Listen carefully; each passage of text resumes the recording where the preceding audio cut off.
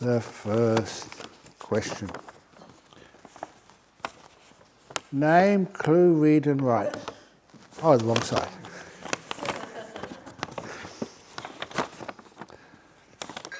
During meditation, you guide us to ask our body and our mind if they want to meditate.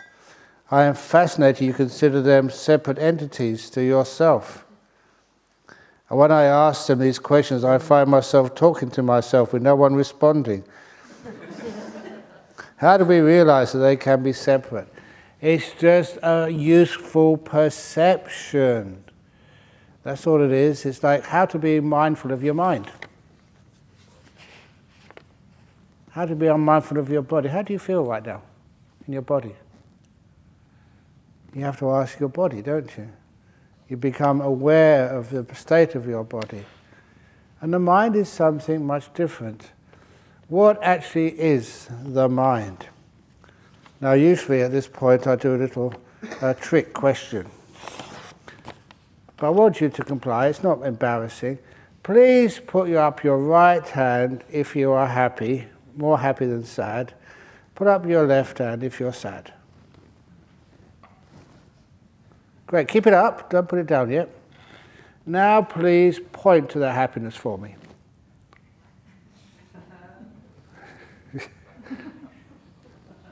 Are you imagining it? It's real, isn't it? You know what happiness is? Where is happiness located in your body? It's in your heart? No.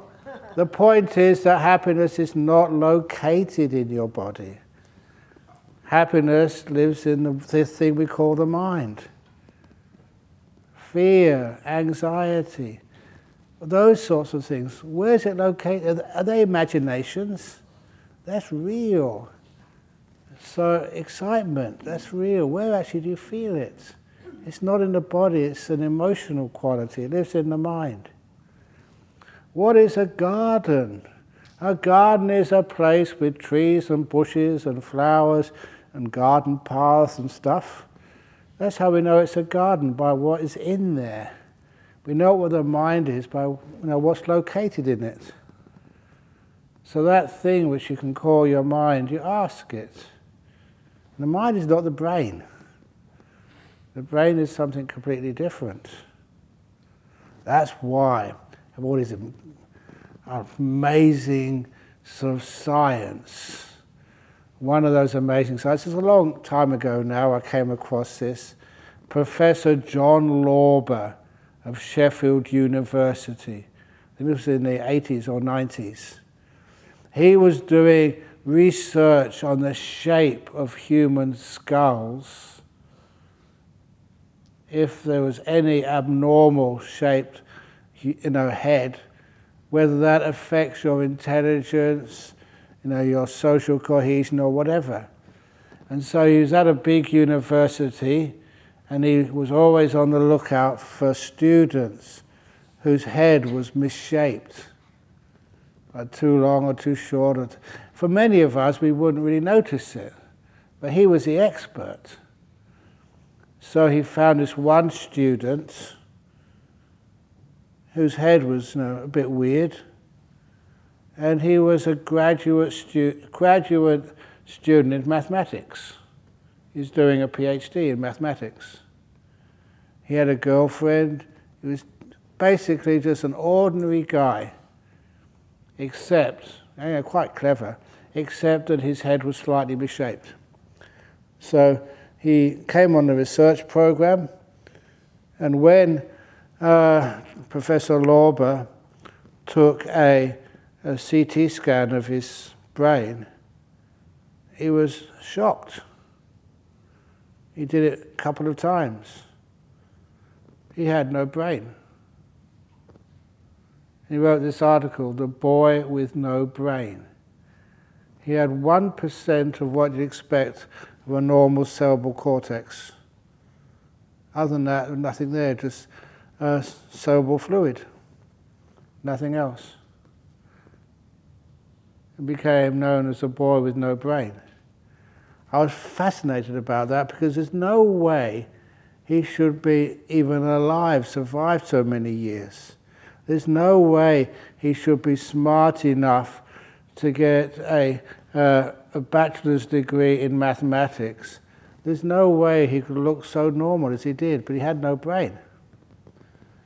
And just to make sure I was not misinterpreting this, I discussed this once with one of the doctors over in, I think, St. Vincent's Hospital in Sydney. And he said, yes, he's seen those CT scans of his brain. It's true, the guy's got no brain. And he said, he's such an amazing young man. And I said, well, what's happening about that? Aren't people doing more research on this? And he said, no. They filed it in the anomaly cabinet. He said, it's just too difficult for people to understand what's going on. But he said, it's real. And it's such a mistake that there's a real case of a boy with no brain, and they're trying to find out how come he can look so normal and act so normal. And the answer, of course, is the brain and the mind are two different things. There's these other cases which I love talking about, which is terminal lucidity. I've seen cases of this, heard cases of it, but it's only when I gave a seminar or conference over in Renchi Hospital in Singapore. And then I asked, just like I asked you about how you happy, are you sad, where does that happiness live? I asked the nurses and doctors and carers in the palliative care unit. I said, how many of you have experienced like a patient who's been in a coma, been brain damaged, who's basically his brain is not functioning anymore, just open their eyes at the end of their life, being able to recognize everybody, see them, talk to them, when that should not be able to happen. The first time I came across that was this story from a New York hospital. The guy had a brain tumor, and the brain tumor was just taking over, his workable brain. And it was such a constant process. The doctors there could actually predict the day he was going to die. And so all the family were there at the end. And this fellow was basically in a coma. He had no brain left. Only the part of the brain left was able to keep his blood pumping and his lungs taking in air. For the rest, he wasn't able to speak or respond, for many, many hours beforehand. So all the relations were next to him, and then he opened his eyes and said, "Oh, Chu, you're here. Eileen, you're here." He could recognize all of his relations and had a conversation with them for 45 minutes. And the doctor was there and said, "This can't be happening." But it was. For 45 minutes, he was functioning like a normal human being. And then he died. Lucidity at the last time of your life. And it happens that people who have dementia, or Alzheimer's, whichever you call it, at the end of your life, you haven't been able to recognize anybody for months. And then the last part of your life, it becomes clear. You have lucidity. You recognize, Alan, nice to see you. How are you? All that cognition and memory comes back. Why? It's the same reason. Terminal lucidity is actually a word which is now accepted as why at the end of people's life that the brain is not workable anymore, but something's working. You always say that's the mind. And that's also the same on this same kind of topic. Not just terminal lucidity, but even like what you might call natal lucidity. When you're born, This first came up when they were basically a young Aussie couple with had 2 children, two boys, Peter and Paul, I call them. And the youngest of the children had just come back from hospitals. She had just recently given birth, now they could go home, the mother and child. And so they were at home one evening, and that they told their eldest son, Peter, go and say good night to your brother Paul. And just quite obediently, the younger kid went over to the pram, or the whatever you call it, where his young brother Paul, only just born, said, good night, Paul. And then Paul said, good night, Peter. He was only a few days old. A few days. Which is impossible. They haven't been to kindy yet, let alone school, and they could speak so clearly. And apparently when the parents told me this, the parents then, they were already shocked. Without asking their eldest son, Peter, he said it again to his young baby brother. Good night, Paul. And this time with both of them paying full attention, they were in shock. The little baby said again, good night, Peter. Clear. That's not supposed to be possible. And there's this other case I remember reading about, where this boy, just born, almost fresh out of the womb, he took 7 steps and said, this is my last life.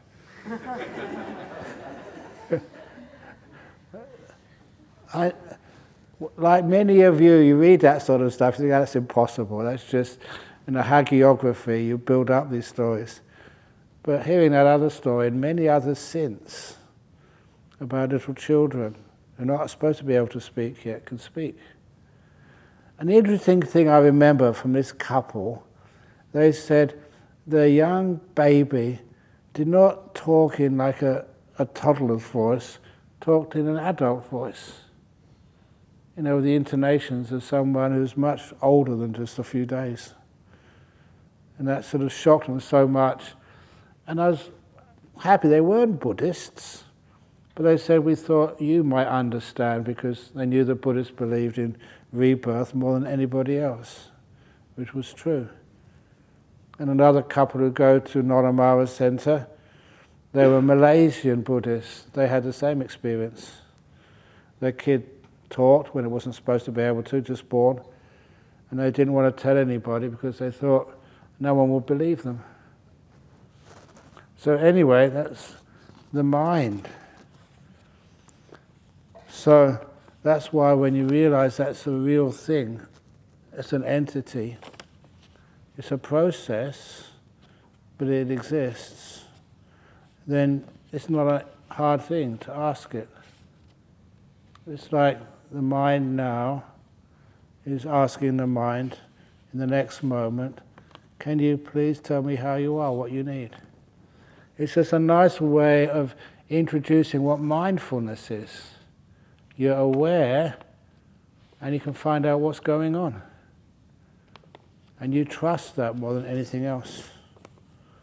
Same you ask your body. I asked my body at the beginning of meditation, am I comfortable? But you need to be adjusted. And if I ask the question, my mindfulness goes there, I can feel that it did need to be adjusted, so I adjust it. Anyway, the body and the mind are very separate. That's what actually we do in meditation. The 5 senses and the body vanish in meditation. And that's really cool. Because if the 5 senses and the body vanish in meditation, you get all these amazing experiences and effects. To give you one example of that, I usually, for many years, haven't talked about this guy's name, but it's so many years ago now, maybe about 30 years ago now, so I don't mind mentioning his name. His name was Greg. I won't say his surname. But Greg came up and told me that he had an experience on the weekend. He was meditating at home. He was watching the TV with his wife on a Sunday afternoon, and it was a boring program. He says, I'm just going to go into the bedroom to meditate. He'd only meditate for 40 minutes, he told me.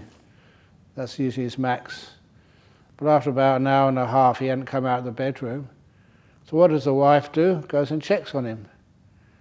And he saw him in their bedroom, sitting, perfect posture, perfectly still. Too still. Couldn't detect any breath. To all extents and purposes, he looked like he was dead. So what did she do? Over here in Australia, you ring 000, the ambulance, emergency services. What do you ring in Singapore? 999. So she was panicking. She thought her husband was dead. She rang the ambulance. Fortunately, she didn't live too far away from the hospital. Ambulance came really quickly. Now with the what's it called, the siren. And then the medics, they rushed into the bedroom. He wasn't breathing. They checked his pulse. There was no pulse. So they put him straight into the back of the ambulance and rushed him to the hospital. His wife was with him. To all extents and purposes, he looked like he was dead, but let's just check. The triage nurse put all his machines on him. The, what was it called? The ECG and the EEG. ECG was flat. EEG was also flat. He was dead. Except his good fortune was that the doctor on duty that afternoon was an Indian doctor. That was his good fortune. If it wasn't an Indian doctor on duty, they'd have probably sent him to the morgue straight away. And when he later came out of his meditation, the mortuary attendants would probably have died of shock. But anyway, according to his wife, she said they put defibrillators on him, the electric shocks, to try and get his heart going again. Apparently they don't do that anymore. They put, I think, with adrenaline or something, inject you. But anyway, they tried the electric shocks many times. Every time it didn't work. The defibrillators didn't work at all. ECG was still flat. And the other thing, which was interesting, they told me, they didn't know that this was like Buddhist teachings. The other thing they told me was the doctor noticed something strange. When he wasn't breathing and his brain wasn't working, it was a flat line, his body was still warm. That was like anomaly. That's what it says in the Mahavedala Sutta. The difference between somebody dead or someone being in a jhana is you're dead, your body goes cold. You're in these deep meditations, your body is warm. So please, if Venerable Chanda is sitting there and she's not moving, don't send her to the mortuary yet. Just make sure if she's still warm, she's still alive, leave her there, having a nice meditation. Still warm. So eventually they kept on doing the defibrillators, because it was a Sunday afternoon, so there's not much business in the hospital. And eventually he just came out of his meditation. And the screen showed that the heart and the brain started to work again. And he didn't know anything which was going on at the time, he was just blissing out. And the interesting thing, I like quoting that story with his permission.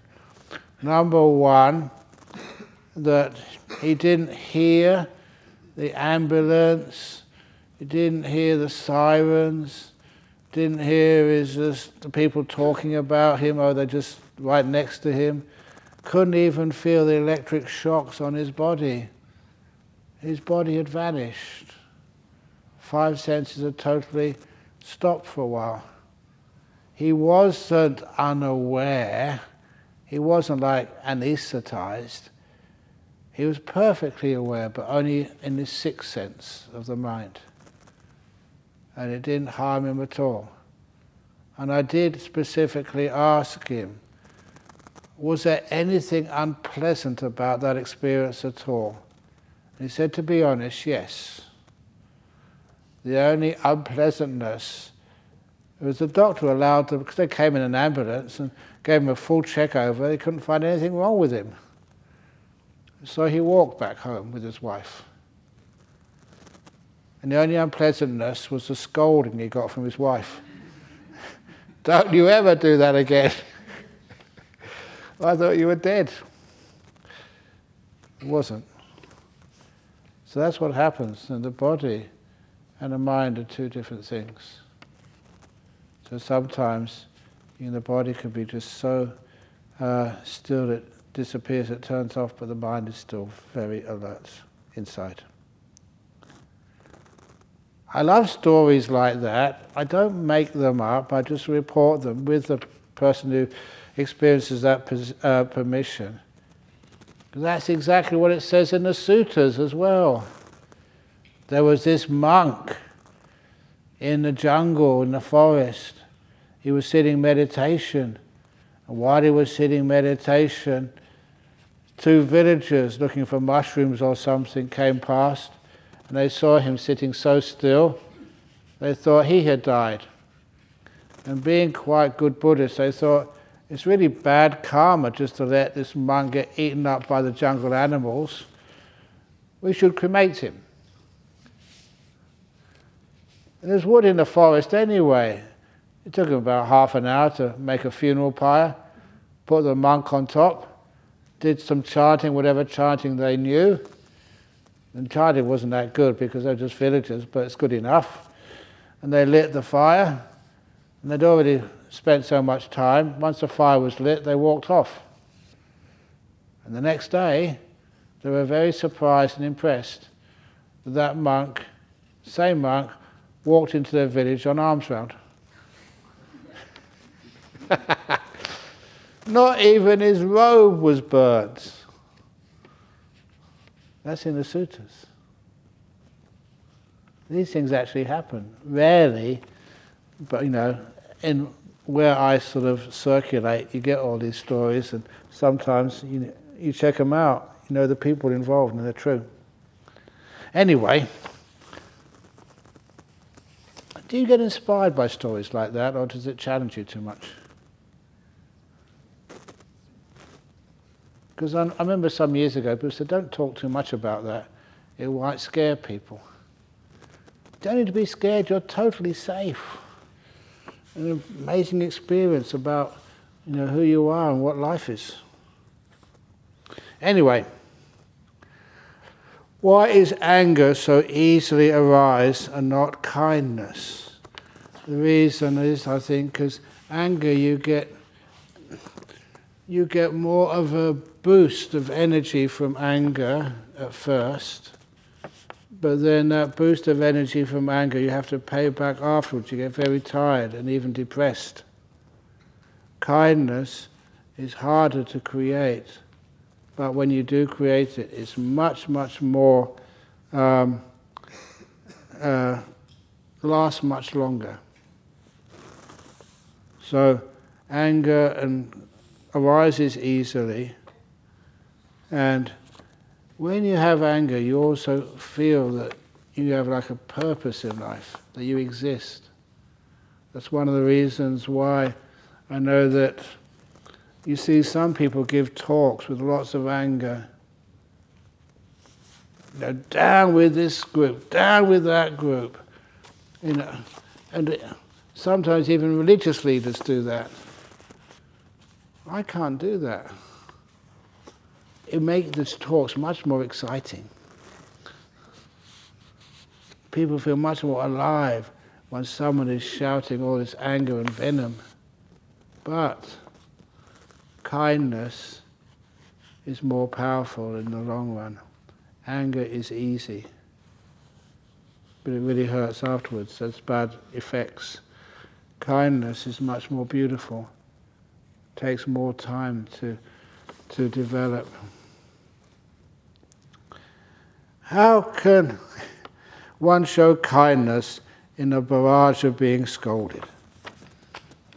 If someone's scolding you and you give them kindness back, that really upsets them. If you want to get your own back, give them kindness instead of anger. But also the other way, it's one of the stories I read when I was young. In these ancient schools, this was in Greece, in one of the big cities in Greece, 2,000 years ago. There, you went to one teacher, and that one teacher would teach you everything. Language, maths, and goodness knows what else. And so this one student had graduated by one of these well-known teachers in Athens. And when he got a job, often his boss would scold him, would tell him off. And this, his new worker, the student formerly, would only laugh when he was scolded.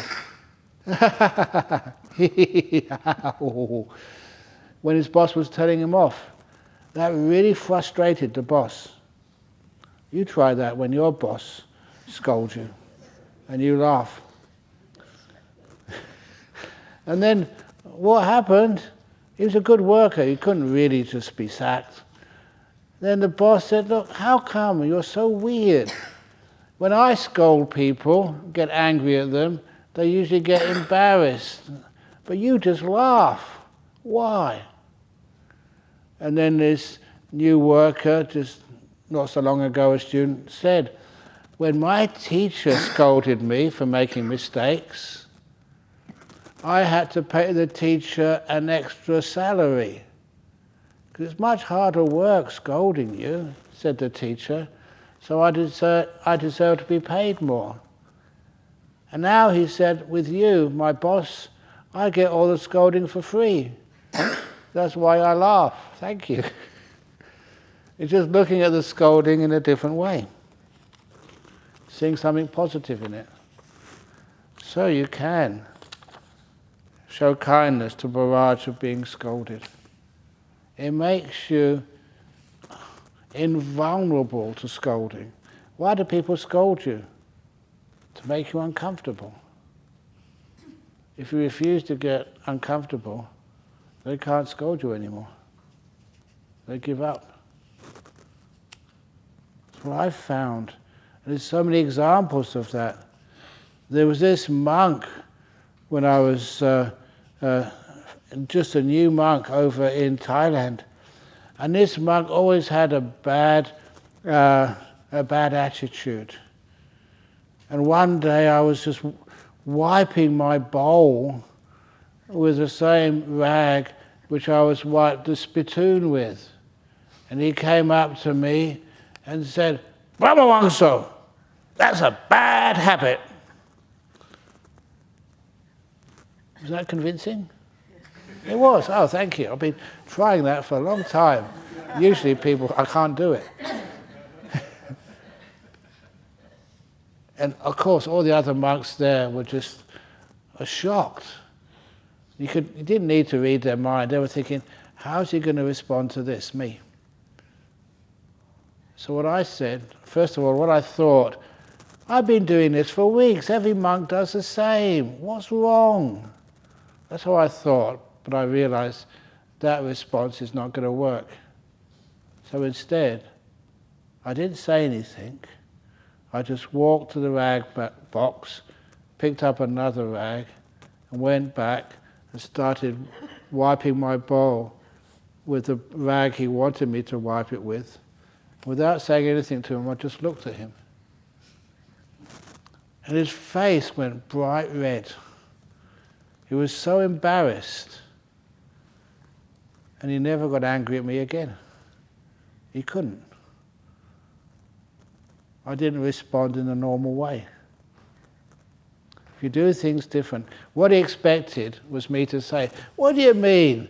I'm doing the same as everybody else." And then have an argument, he could scold me some more.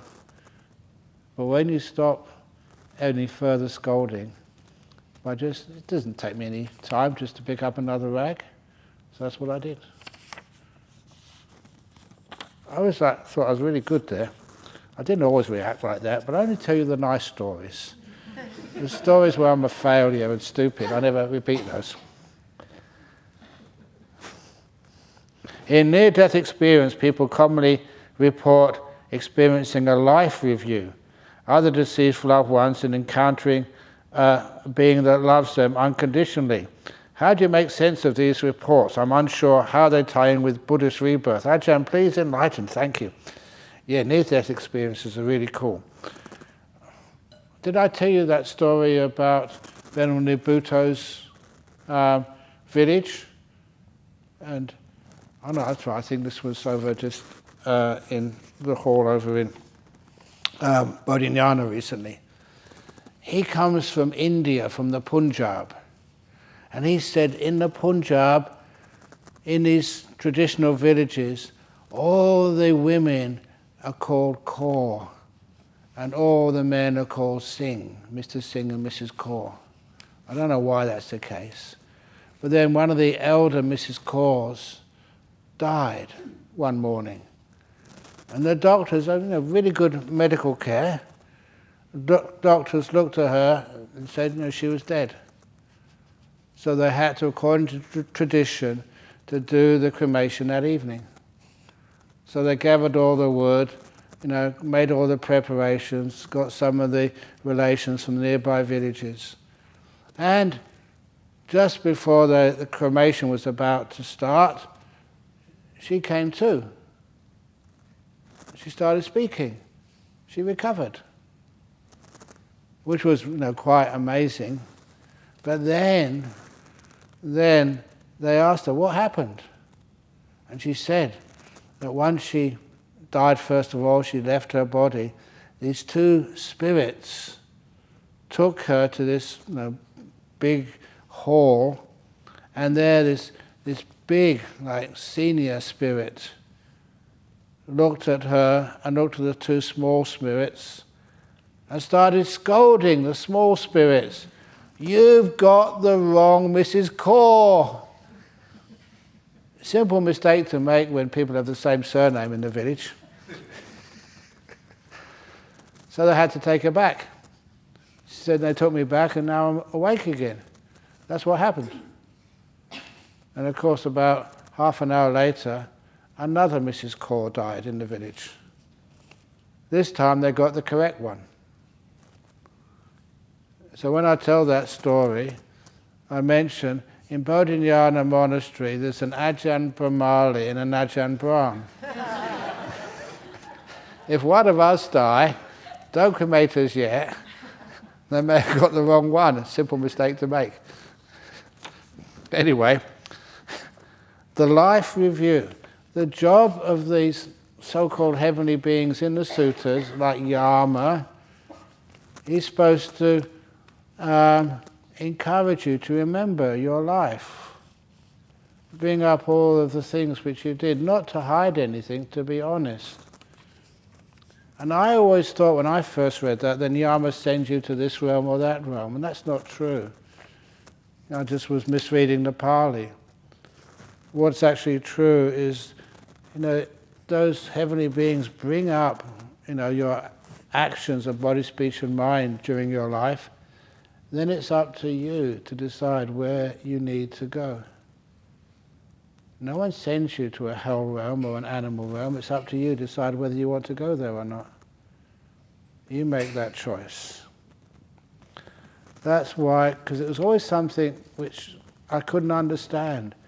Yama is one of the high gods in Buddhism.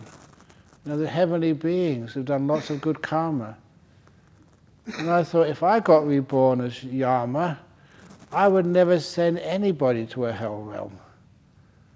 That's just an awful thing to do. So because of things like that, you realize it is true. The heavenly beings, once you die, they just remind you of your actions of body, speech, and mind, good karma, bad karma, whatever.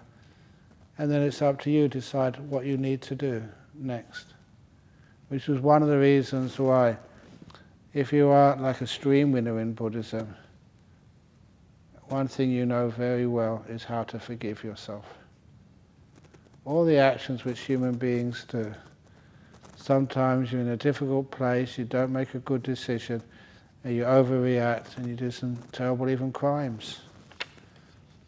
I told many people about that young man who did the cooking for a retreat many years ago, Carl, just to make a really strong point.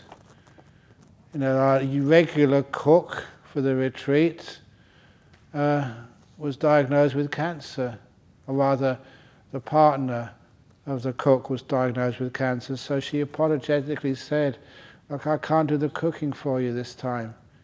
I've got to look after my partner, my husband."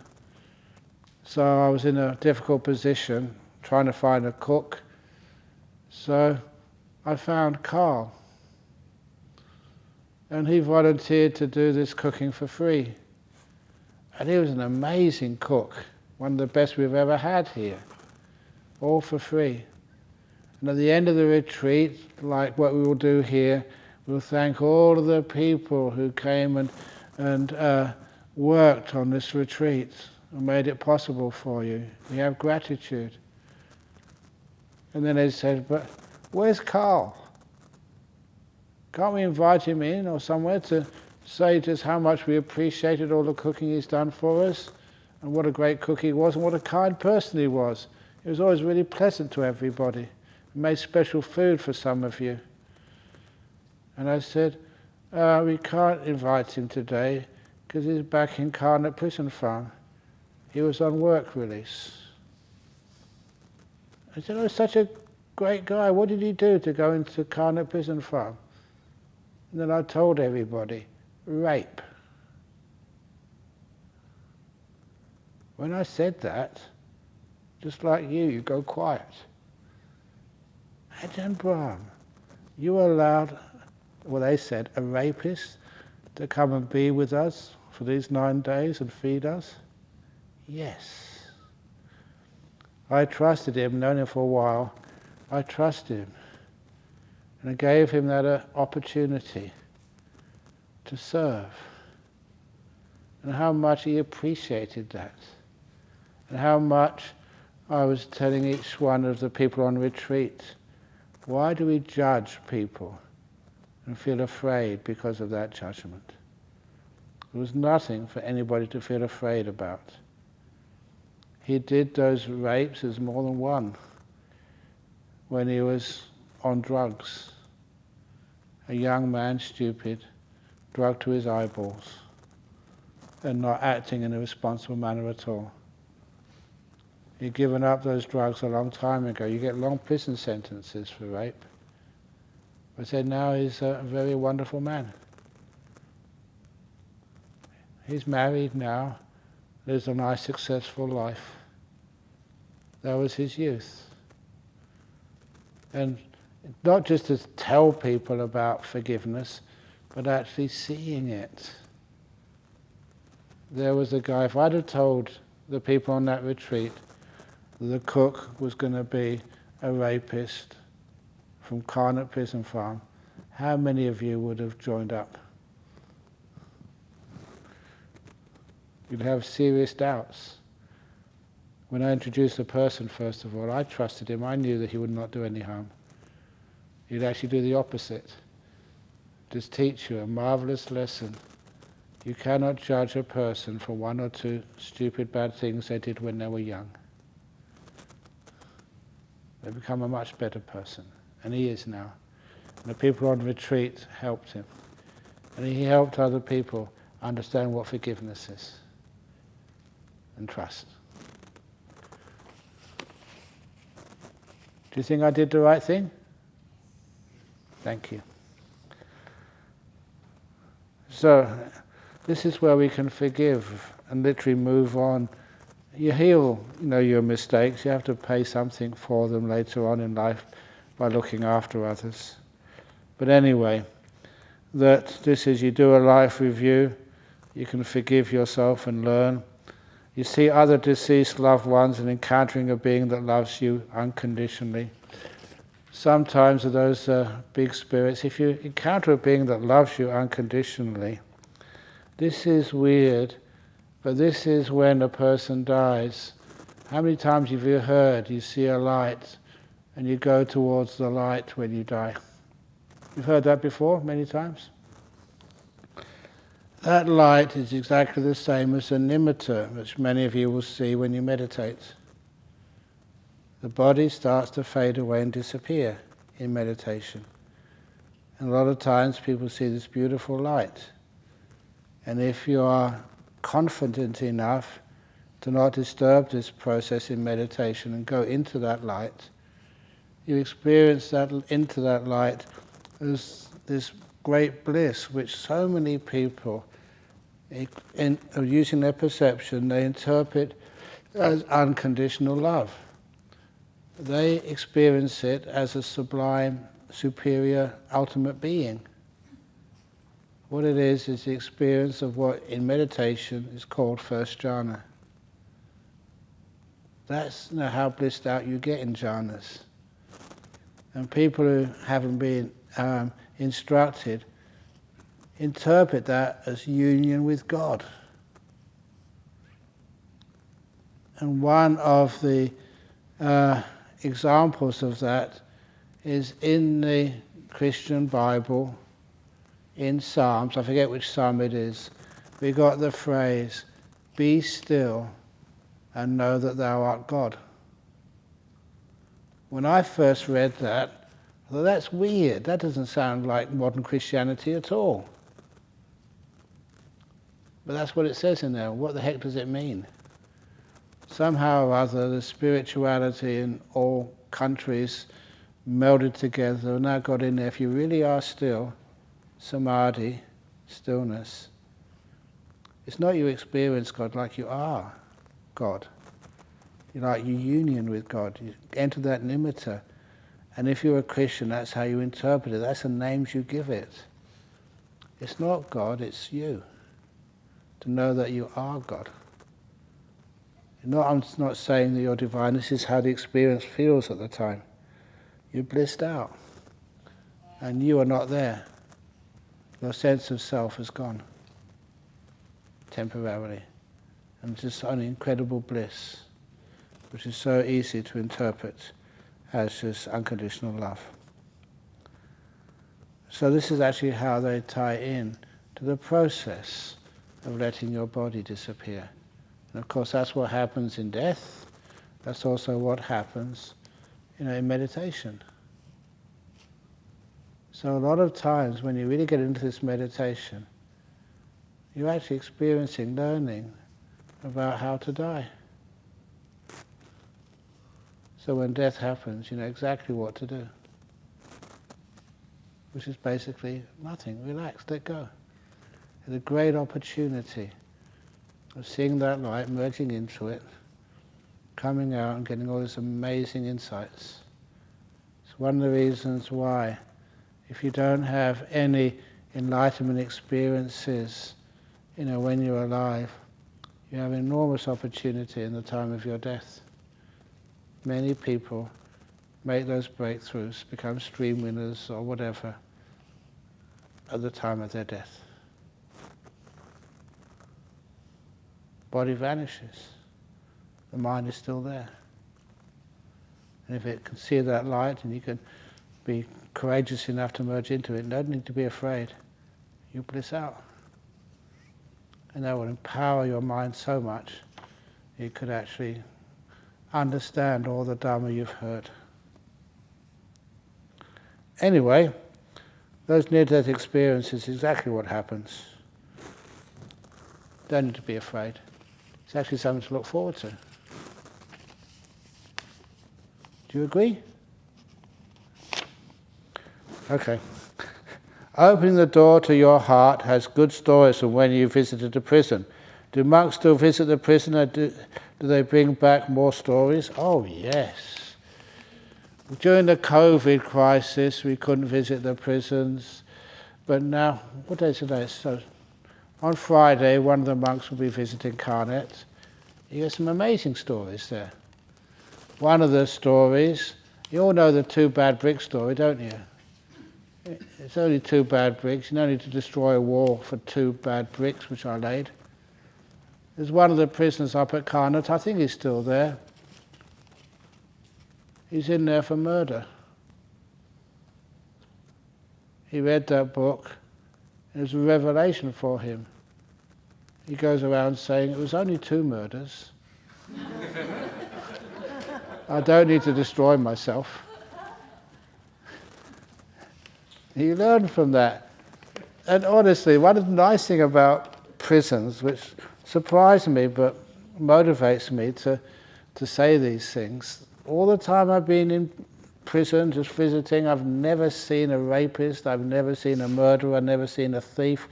What I've ever seen is a person who's done those things. That doesn't make them a murderer. They're a person who's murdered. What's going to happen to them? One day they'll be released. But I got this amazing telephone call. I think it was the best praise I've ever got in my whole life. That's how important this was. From a prison officer. The prison officer called me and said, oh, this is Ajahn Brahm. Yeah, it's me. And he said, look, I'm about to retire. I've been in the prison service all my life. And I want you to come back to teach. And I said, look, I'm really busy these days, looking after a couple of monasteries, nuns monasteries, and Buddhist Fellowship, Jhana, Singapore, Brahm Center. Look, I get involved in too much. I'll send another monk. He said, no, I want you. And the way he said it, I couldn't help but ask, why me? And that's when he gave me this amazing praise, which to me meant so much. I'll never forget it. He said, because every prisoner, I've been in this prison service all my life, every prisoner who came to one of your classes, when they're released, never comes back. 100% or 0 recidivism rate. So I don't know what you're doing, but please come back and do it again. And when he said that praise, that people who came to my class when they were end of their sentence never came back to jail again, I thought, what have I done? And it's like saying things like that. Yeah, you murdered 2 people. That's a terrible thing to do. But it doesn't make you a murderer. You don't have to do it again. Learn. Forgive. Become a better person. Pay back your debts in other ways. You don't have to go back to jail again. Become these amazing people in this world. It's a different way of looking at things, and he said, please come back. So that's a couple of those stories about jail and prison service. Oh, I may not finish these tonight, doesn't matter. One of the other stories, which I am really sort of happy about, was one of the first times I went over into the prison to serve. And people actually said, look, Ajahn Brahm, you give all these teachings, which are lovely, but that's in a monastery. A monastery is not in the real world. And the real world is much easier than being in prison. We have very few rights here. And it's a tough place. You've got to be tough to survive. All your loving kindness rubbish can't work. And the nice thing about the prisoners, they were honest, believe it or not. They weren't polite like you are.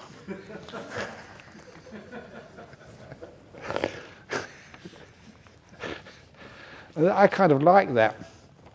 It's not an invitation to be impolite, but nevertheless, I kind of find that cute when people actually said exactly how they felt. And so, challenge. I said, yeah? He said, yeah. I said, look, challenge you. Who's the person in this prison you hate the most? And straight away this guy said he was one of the senior officers. In the prison slang, he was really a dog. There's a few words before that, but just dog. Why? And he said, look, this happened last weekend. You know, Karna is pretty remote. Bodhinyana Monastery is remote. But there's no public transport here. And one Sunday, in visiting hours, one of the prisoners' wife managed to get a lift to see her husband. Such a rare chance to pay a visit to her husband. And this prison officer saw her and decided to ask this prisoner, she hadn't checked in yet, to ask this prisoner, her husband, to go and do an errand on the other side of the prison. It's a large area, that prison farm, and a place where the PA system couldn't reach. So he sent this prisoner to the other side of the prison, and when his wife checked in, the command came, would prisoner so-and-so please report to the visitor centre, you have a visitor. He couldn't hear that. This prison officer never said where this guy was. And they started looking for him. The other prison officers were really good people, kind people. They started looking for this prisoner, and eventually they found him. By the time they found him and he came back to the visitors' centre, I'm terribly sorry, the visiting hours are over. Just did that, just out of spite. A nasty thing to do. It may not feel much to you, like just cancelling a visit, but it's so hard to get to Karnak Prison Farm. And it's just a needless thing to do. He just did that out of ill will. He's a nasty person. So I said, great. Now we have a good competition. Because one of the prisoners, his job was actually to serve tea and coffee in the afternoon to this officer. And he was working in the administration department. And I said, great. Now, I want you, his name was Nick, this prisoner. I want you, every time you make a cup of tea or a cup of coffee for this prison officer, find out how he likes his coffee or tea or whatever, how strong, how sweet, just find out what his preferences are, and if there's any biscuits or sandwiches which he likes, or cakes. And then every time that you serve him this tea or cake or something, say, here you are, sir, I hope you enjoy it. Show him kindness. And he said, I can't do that. Come on, do it. This is the competition, the challenge. And I would go there every week. How's it going, Nick? Hopeless. As I told you, he doesn't even acknowledge that I exist. I put the tea and the cake on there. Is that okay, sir? It's like I just aren't there. He ignores me 100%. And it took 3 months to get the breakthrough. Again, I'm only telling this story because it worked. And the breakthrough, Nick, when I went there for the class, he was really excited. He couldn't wait to tell me. What happened? What happened? Well, I found out he really likes this type of biscuit, and I gave it to him with his tea. I said, I hope you like the biscuit, sir. And the prison officer said, That grunt was the first acknowledgement that this prisoner existed. And I said, okay, the crack is in the damn wall. It's only a short matter of time, it's going to totally come down, that damn wall. And it did. He got him some coffee and a sandwich, which he knew the prison officer really liked, and gave it to him. Here you are, sir, hope you enjoy. And the prison officer turned around, looked at the prisoner and said, thank you. And apparently, all the other prisoners confirmed this. That thank you went around the prison grapevine, not just in Karnak, but all the other prisons here in Australia. Because prisons go from one prison to another. They get to know everybody. And they couldn't believe it, that this prison officer could actually say thank you. to a prisoner. Loving kindness worked. And that prisoner, Nick, I did see him once. I was waiting for another monk at Perth Airport. Someone put a hand on my shoulder. It was Nick. And the first thing he said, "Brahm, I'm still meditating every day," he said. It was really sweet. So that's what happens. You go in there and you get some amazing stories. People get their life together, which is beautiful to see. You know, we all make mistakes. It's nice when the mistakes you make, you can heal them. Dear Ajahn, when opening the door of my heart, who is opening the door of its heart? I am. I am opening the door of your heart. I conditioned you, brainwashed you. Just like only putting $100 notes in the donation box. You don't do it, I do it. I've conditioned you. Sing the British national anthem. The hypnotist, he did that. There's a lot to be said for that. A lot of times, I remember, I don't know if any of you, I think you're probably there, one of the first times I gave a big talk in the what's it called? Exco, yeah. The big convention centre. Expo. Okay, yeah. Anyway, when I was walking in to the talk, there was about 5,000 people there. Yeah, Suntec City one, yeah. And I was the only person giving a talk there. There was no B group supporting me. There was no person... SARS all the time. Yeah, SARS, that's the one, yeah. And all these people had come there to listen to me. And, you know, they'd given up their evening. They probably rushed a dinner just so they could hear this talk. And I thought, what am I doing? I'm just a simple monk. You know, 5,000 people watching you. What if I give a bad talk? That would be terrible. I'd be just all those funds which the Buddha's Fellowship had just given to make this happen. It's an expensive place to hire. And then I thought, I got nervous for about a couple of seconds. And I realized, I am not giving the talk tonight. My teacher, Ajahn Brahm, is giving the talk. Because all the wisdom, all of the meditation I've learnt, all of the insights, he brainwashed those into me. In the same way I brainwash you. Even some of the words I say, they came from Ajahn Brahm, my main teacher.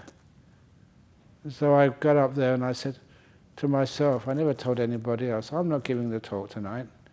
Ajahn Brahm is. I could get up there and give a nice talk, relaxed, peaceful, because I realized that talk, all that wisdom had brainwashed into me by my teacher. I had to let him do that. It's very helpful, it's not personal. So I didn't worry about being popular or not popular. So anyway, how can the teaching of non-self fit into this? Just like I give a talk. I don't really give a talk. And honestly, I'm being really honest with you now, when I start giving talks, I don't know what I'm going to talk about. I just relax and let go and see what happens. And sometimes I'm sitting here in Jhana or in some place over in Singapore, and I start talking, and sometimes I inspire myself. Wow, where did that come from? That's really cool. That's how it feels. And then later on, I say, where did that come from? And I look back and find there was some teacher somewhere who taught me that. And I say, thank you. I don't take any responsibility for it.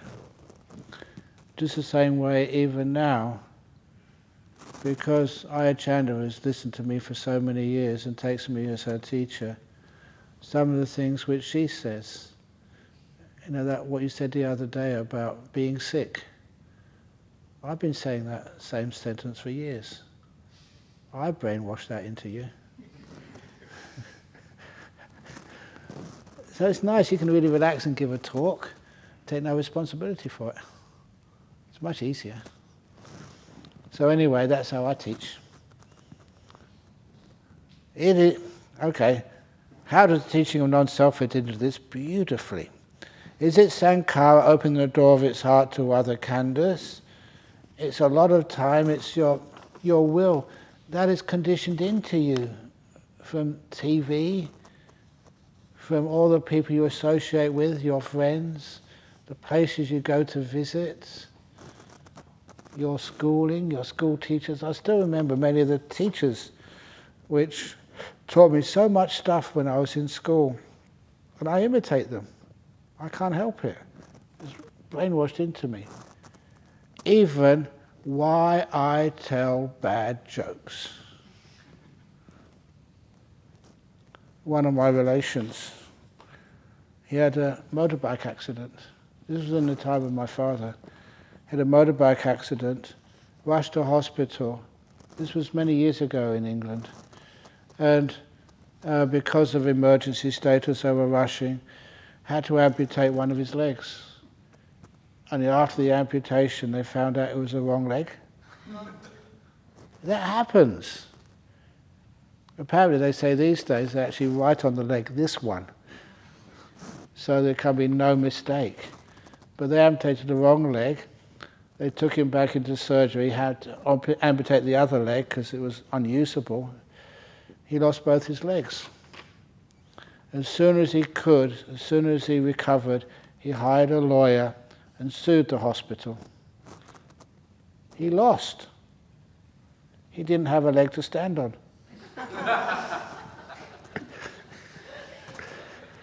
Now that was told to me when I was about 10 years of age by my father.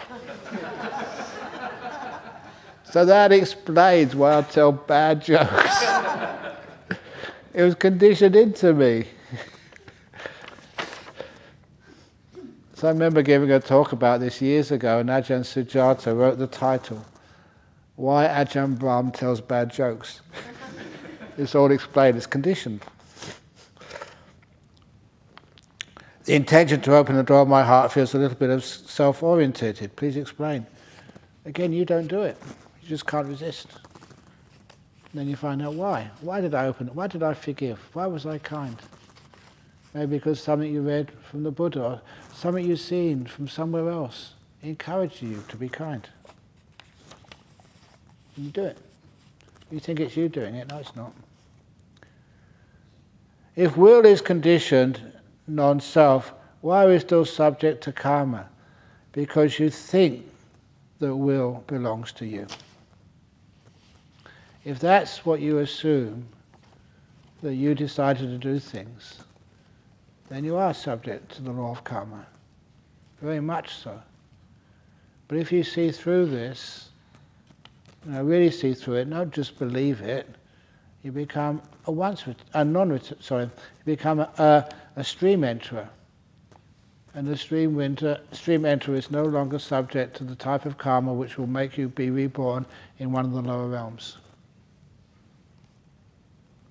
It's one of those things I was fascinated by. Why is it a stream winner no longer able to be reborn in the lower realm once they die? That's the answer. You are free because you understand the will is just conditioned, it's non-self. And you no longer need to be subject to that part of karma which sends you into the bad realms. My goodness, it's not a question, but a essay. Dear Ajahn, okay, thank you so much for your compassion and teaching. So happy to be here. People commonly associate the concept of no free will, conditioned will, I knew I'd get some questions on this, as an argument for no personal responsibility. It's a nice question, which they find abhorrent. So a serial killer is not guilty by virtue of no free will. What if you are a soldier at war and someone tells you, your senior officer tells you to go into battle and kill? Does that absolve you from the bad karma? One of the stories which quite inspired me, many of you or maybe around my age, remember the My Lai massacre in Vietnam. There was Lieutenant Calley, I still remember the name of the commanding officer of this troop of soldiers, who were ordered to go into this village of My Lai and to kill every man, woman and child. They were also all told that these were Viet Cong, the enemy, very dangerous, kill everybody. And that's what they did, but they had, when a journalist found out about it, it became a scandal. And Lieutenant Calley was sent to military jail until he was pardoned by the president. I forget which president at the time. But anyhow, this enterprising psychologist wanted to find out what happened to those soldiers who followed their orders, I think 25 years later. So I did a bit of digging, found all of those soldiers who followed the orders were nearly all just socially scarred. Drug addicts, alcoholics, weren't able to hold down a job, weren't able to have a relationship. But there's always one or two exceptions. And it's the exceptions that I tell you that you don't have to follow orders. One of those was this African American soldier. And when they interviewed him, apparently he joined the US military to get out of the slums, to get a life, to get some training, get some self-respect. He wasn't well schooled, he didn't come from a good family. He was just one of these young, poor people who joined the army for a life. He refused the order. He said, I can't do this. Just go in and shoot every man, woman and child. And even though he knew that was breaking the military law, and he would go to military jail for a few years. And the military jails in the United States are much worse than even the civilian jails. But he was willing to take that because the alternative of killing people, even men, women and children, was just too abhorrent for him. He wasn't like a strong Christian. He didn't have a religion. He was just a naturally good person. And having enjoyed those years in the jail, when he came out, he was the only one of those ex-soldiers who had self-respect and was happy. And that taught me so much about what you really believe in your heart, what you know is right, you have to do. It's not being brave, it's you can't avoid doing that. So please, Venerable Chanda, don't praise me for ordaining bhikkhunis. I had no choice. It's just what is right, and you've got to follow that. Like that African American soldier did, and the results were just so obviously good. So whenever any of you have those choices in life, don't just take the easy option. Do the one which inside of you, you know you have to do, the one which is really right.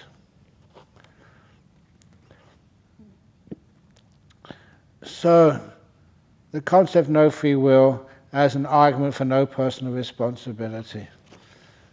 It's not an argument for no personal responsibility at all, because when it's no free will, you still have will, you can see the will, it's not coming from you, it's conditioned into you. And if you allow bad conditions to come into you by associating with other bad people, then you find it's a lot of suffering there.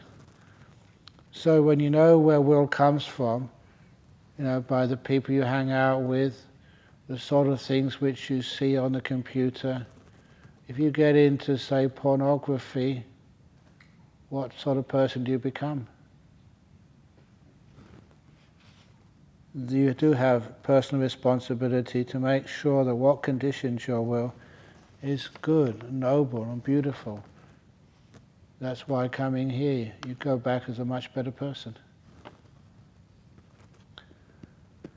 Is the following understanding correct, please? We can make skillful choices upstream to create the right causes and conditions so we do not murder or kill. Exactly. And if you do have to murder or kill, we have what these days I call the AFL code. AFL is a type of football which the Australians are crazy about. But I call it acknowledge, forgive and learn. If you do something wrong, even like a murder, acknowledge what you've done. So bring it up, know it. Forgive it, no punishment. But make sure you learn from it, never to have to do that ever again. Skillful choices like associating with wise, with the right people for influence and brainwash us, exactly. That's that Mangala Sutta, Asewana Chabalanang Panditanancha Sewana, the Buddha's teaching. Please associate with good people, wise people, and avoid bad people. That's a great blessing. It changes you. Is this what... I shouldn't say this, but I am going to. I started. There's one of the very wealthy Buddhist families in Singapore. I won't say who he is because you would know him. And his son got into heroin.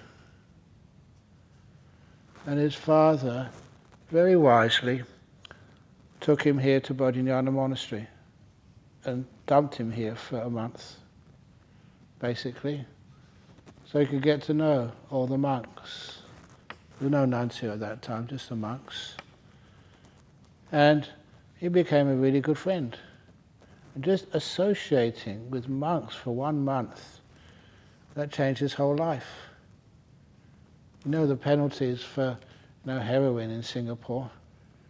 He never got caught, thank goodness. But his father was wise enough to let him associate with good people. And as a result, he always, considers us basically saving his life, which is valid. So sometimes that association with good people can be extremely powerful. Breaking off those friendships with those people who were ruining his life. Is this what is meant when the Buddha said, Kretananda said, Kalyana Mitta is not half but the whole spiritual life? Pretty much so. The actions that the murderer had taken in activities with bad company has created bad karma that ripens in this lifetime with the act of murder and the further karmic consequences. Don't really understand that one.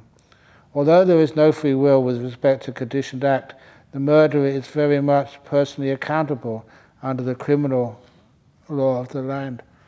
Sometimes the criminal law of the land can be very unforgiving and harsh. Even when I was in Singapore some years ago, there was the case of one of these young men who was in one of the big gangs of San Francisco. I forget exactly what the gang was called. But anyway, he was found guilty, murder and extortion, given the death sentence.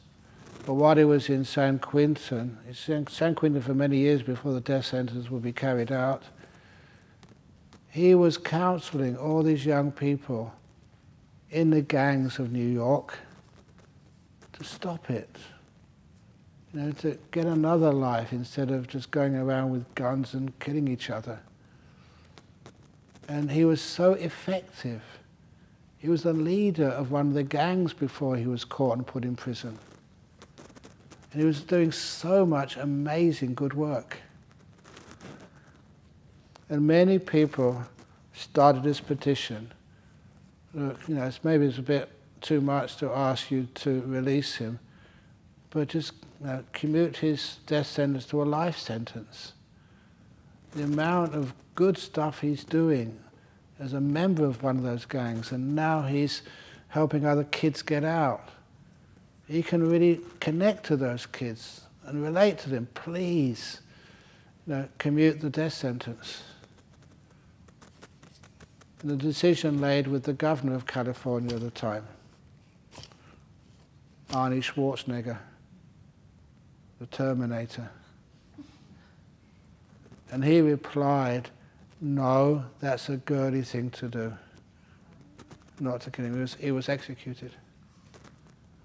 And that really disappointed me. That was a crazy thing to do. The guy was actually helping so many kids over in San Francisco, from getting into these bad gangs. He'd already done so much good work, he proved that he was effective. Why destroy him like that? Didn't make any sense to me. So that's why sometimes there's another way to deal, with people who make mistakes. Thinking they need punishment doesn't help anybody. And if people feel, well, you killed my son, you need to die as well. To me, that's so un-Buddhist. Like revenge, that doesn't help anybody. Who was it? There was that Gandhi movie years ago. People showed me this clip. I think when this Muslim guy, this Hindu, there were these riots between the Hindus and the Muslims in India at partition time. And this Hindu fellow who was a close follower of Gandhi, his son was killed by a Muslim. So he said, no, can I kill them back? Or something like that. And Gandhi replied, no. There were many kids who've lost their parents during these times. So I want you to adopt one of those kids and look after him, raise him as your own. You're a Hindu, I want you to adopt a Muslim kid. And he did. That was just, to me, that was really inspiring. His kid has been killed, by the Muslims in these riots, but everyone was killing one another. They went crazy. So adopt a Muslim kid, bring them up as a Muslim.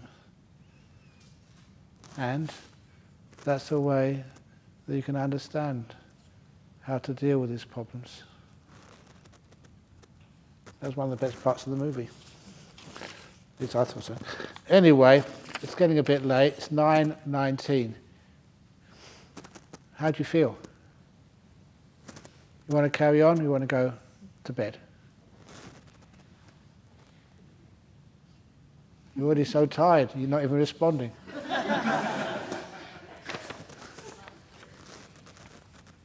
What? The last one. Okay, this is the last question. From the Sutta class today, I knew I'd get lots of questions from this. From the Sutta class today on the components of existence being, this is not mine, this I am not, this is not a permanent essence. How do I practice to eventually understand and see the underlined, I am not, this is not a permanent essence? After a while, when you meditate, it becomes more and more obvious to you. And it's so much more freeing when you know that all these things, your body is not yours.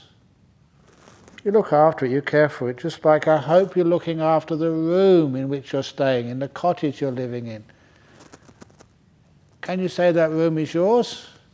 You kind of say that's my room, but it doesn't mean that you own it. You're just using it for the time being. And we hope, even though it's not yours, you'll still take responsibility for it to make sure it's clean when you leave. That's not yours, not me, not mine. This, I am not. It's amazing just how people maybe have a house. We've seen people with huge mansions. It's as if their mansion reflects their ego.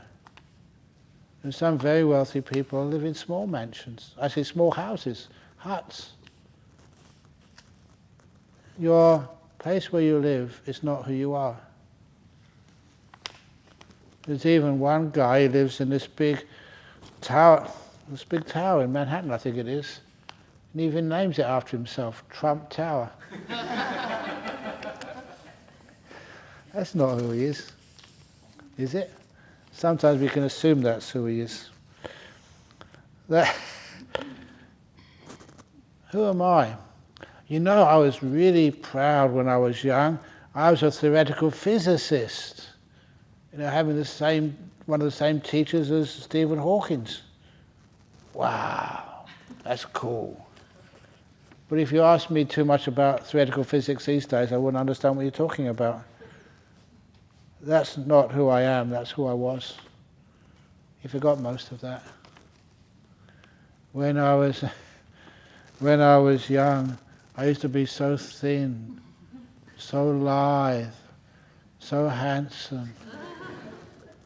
Is that who I am now? That's not who I am. You can see some photos of me when I was really young.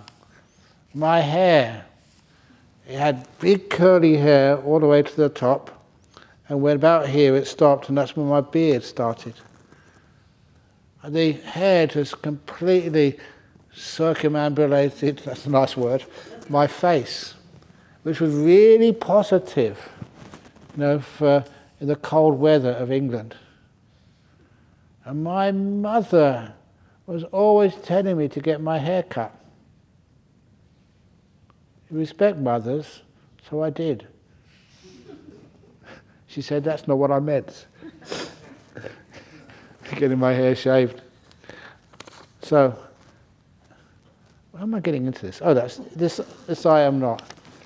It's nice not to be anybody, so you can change. Well, okay, this last story, okay. Last story, I think I told this last year. A couple of years ago, you know, I had my 72nd birthday in August. I'm an old man. Yeah, the monks, I keep on saying to the monks I'm getting old, and they refute that. You're not getting old, Ajahn Brahm. You're already old. They're very kind. At least they're honest and straight talking. So I decided, they told me that at my age you can get an Australian Commonwealth health card, seniors card. So I went online and I tried to get one online. That's my intention. They said, no, you have to come in to the nearest social security office. They call it Centrelink. So why? You've got to prove who you are. There's too much identity fraud. So I made an appointment, went in there, and then when this lady sat in front of me, said, right, can you prove who you are? And you know my character. I replied, said, I've been a monk for about 45 years. I've been trying to answer that question. I haven't been able to answer it yet. She didn't see the joke. She got angry. She said, look, I need ID. Show us your driving license. I don't have a driving license. I don't drive cars as a monk. Okay, show us your credit card. I don't have a credit card. Your bank account. I don't have a bank account. Okay, show us the home ownership. I don't own a home. I have a cave, but I don't own it. When I die, I can't bequeath it to anybody. Would anyone like to have that when I die? You'd have to be a monk or a nun. Yeah, nun. Okay.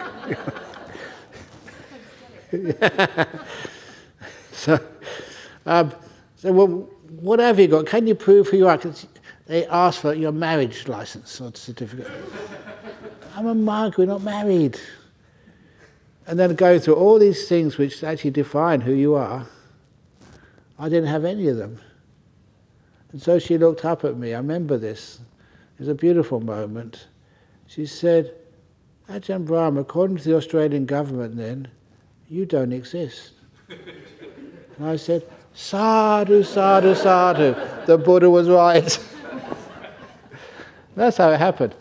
I was lucky that I did have an Australian passport. I also got a British passport. You're only supposed to accept one passport, but they decided, oh, okay, I want to get rid of you, so let's take both passports. And they gave me Australian health, or seniors health card. It was a lovely experience. I didn't really worry whether I got one or not. It was just good fun. And I found out, according to the Australian government, this is not who I am. I don't exist. What a beautiful thing that is. Okay, is that enough for you tonight? Okay, so the mug who doesn't exist is now going to disappear to prove it. Sadhu, sadhu, sadhu. Please excuse me if I went on a bit long. It's 9:27 now. But if that is too long, let me know. If you do get tired when we have these Q&As and I go on for a bit long, you can always just walk out and just have a nice sleep. It's all recorded, so you can always listen to it later. You can ask PJ for the highlights, the best jokes or the worst jokes, and just listen to later. So have a beautiful night's sleep, and I wish you a calm night. See you in the morning. I would like you to have a good night's sleep tonight, because tomorrow night, your sleep might not be so peaceful. Halloween. Okay. The question not answered, we'll answer tomorrow.